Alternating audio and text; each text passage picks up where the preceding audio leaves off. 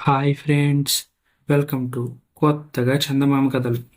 ఈరోజు మనం జాతక కథల సిరీస్లో నీతి వర్తనుడు అనే కథ చెప్పుకుందాం. పూర్వం బ్రహ్మదత్తుడు కాశీరాజ్యాన్ని పాలించిన కాలంలో బోధిసత్వుడు ఆయనకు కుమారుడిగా జన్మించాడు.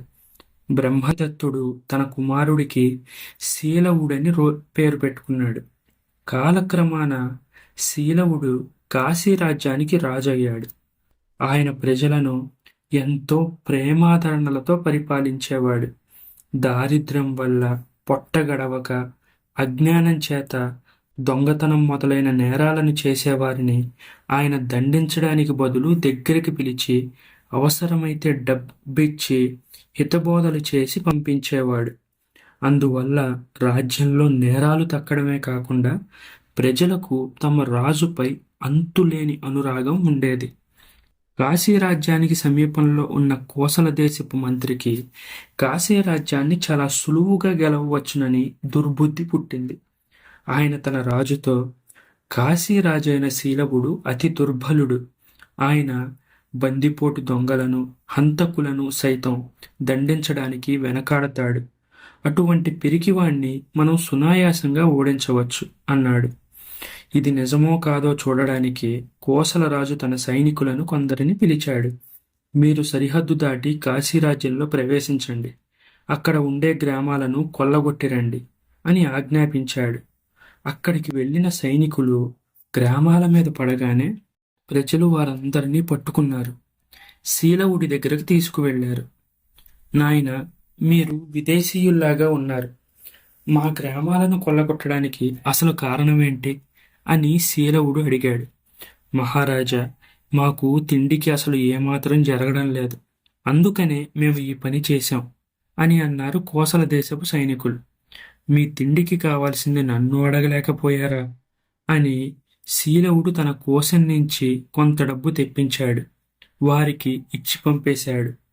శీలవుడి ప్రవర్తన చూసి కోసల రాజుకు కూడా ఆశ అంకురించింది. అయినా ఆయన తొందరపడలేదు. ఈసారి ఇంకా ఎక్కువ బలాలను కాశీరాజ్యపు నగరాల మీదకి పంపకం చేశారు. వాళ్ళు కూడా సరిహద్దు గ్రామాలకు రాగానే కాశీ ప్రజలకు దొరికిపోయారు. కానీ శీలవుడు వారిని కూడా డబ్బిచ్చి పంపేశాడే కానీ అసలు శిక్షించనే లేదు. ఈసారి కోసల దేశపు రాజుకు ధైర్యం కలిగింది. ఆయన తన సైన్యాలను తరలించుకొని కాశీరాజ్యంపై యుద్ధానికి బయలుదేరాడు. ఈ వార్త గూఢచారుల ద్వారా తెలియగానే మంత్రులు, సేనాధిపతులు శీలవుడి దగ్గరికి వచ్చారు. మహారాజా, కోసల రాజుకు మన శక్తి తెలియనట్లు ఉంది. మన పైకి యుద్ధానికి వస్తున్నాడు. యుద్ధయత్నాలకు అనుజ్ఞ ఇప్పించండి అని వేడుకున్నాడు. కానీ శీలవుడు యుద్ధానికి సమ్మతించలేదు. అనవసరమైన రక్తపాతం వద్దు. వాళ్లకు కాశీరాజ్యం కావాలంటే తీసుకొనివ్వండి. వారి కోసం కోట తలుపులు తెరిచి ఉంచండి అన్నాడాయన.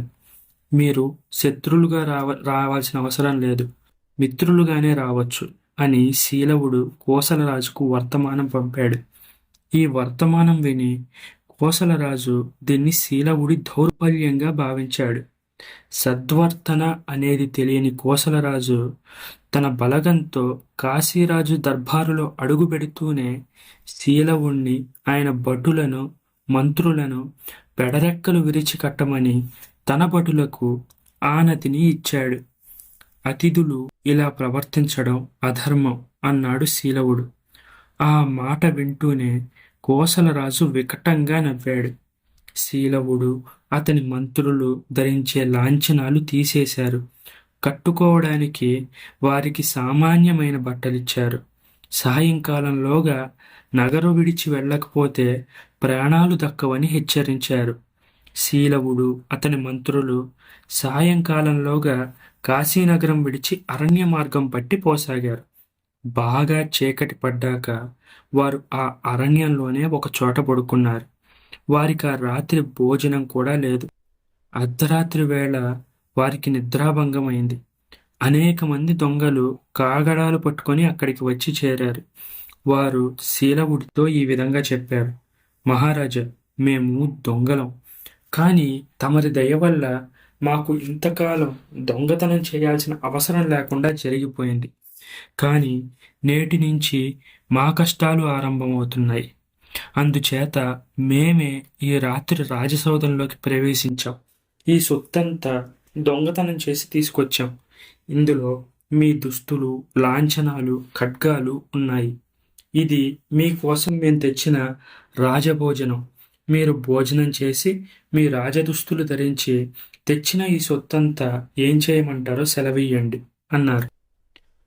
శీలవుడు అతని మంత్రులు భోజనాలు చేసి తమ తమ దుస్తులు ధరించారు. తర్వాత శీలవుడు, కొత్త రాజు మీ సమస్యను ఎలా పరిష్కరించేది తెలుసుకోవడం మంచిది. ముందుగానే దొంగతనం చేయడం న్యాయం కాదు. ఈ సొమ్ము తీసుకెళ్లి రాజుకివ్వండి. అతను మీకేమి బతుకు తెరువు చెప్తాడో చూడండి అన్నాడు. ఆతిథ్యం ఇచ్చిన వారిని దోచిన వాడికి న్యాయబుద్ధి ఉండదు మహారాజా. మేము ఆ నీచుడి దగ్గరకు వెళ్ళాం. మీరే మాకు ఎప్పటికీ మహారాజు. దయచేసి మీరే మాకు ఒక దారి చూపండి అన్నారు దొంగలు వినయంగా. మీరు వెళ్ళకపోతే ఈ సొత్తు తీసుకుని నేనే వెళ్తాను అన్నాడు శీలవుడు. ఆయన వెంటనే తన మంత్రులతో సహా బయలుదేరి మర్నాడు ఉదయానికల్లా రాజసభను చేరుకున్నాడు.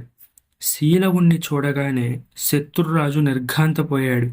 తరువాత, నగరులో కనిపిస్తే ప్రాణాలు దక్కవని హెచ్చరించాను కదా, మళ్ళీ ఎందుకు వచ్చావు అన్నాడాయన. శీలవుడు జరిగిందంతా చెప్పాడు. మహారాజా, ప్రజలని నాకంటే మరింత న్యాయంగా పరిపాలించాలనే కదా మీరు నన్ను వెళ్ళగొట్టి నా సింహాసనం ఆక్రమించుకున్నారు. అమాయకులైన దొంగలు ఈ సంగతి గ్రహించలేకపోయారు. తమ పరిపాలనలో జరుగుబాటు ఉండదు అని భయపడి తమ ఖజానా దోచుకున్నారు. వారి సమస్యలను నాకంటే మీరు బాగా పరిష్కరిస్తారని అభయం ఇచ్చి మీ సొత్తు మీకు అప్పగించడానికి వచ్చాను. నాకింతకంటే ఈ రాజ్యంలో మరొక పని మరేదీ లేదు అన్నాడు.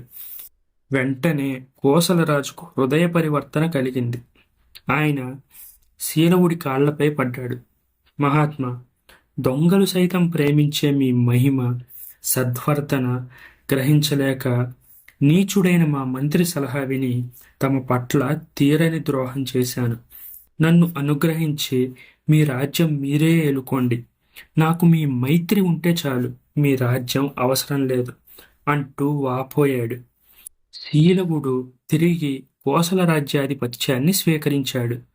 అతను కోసల రాజును, అతని పరివారాన్ని తన వద్ద కొన్ని రోజుల పాటు ఉంచుకొని వారికి అన్ని మర్యాదలు చేసి వారి రాజ్యానికి తిరిగి పంపేశాడు.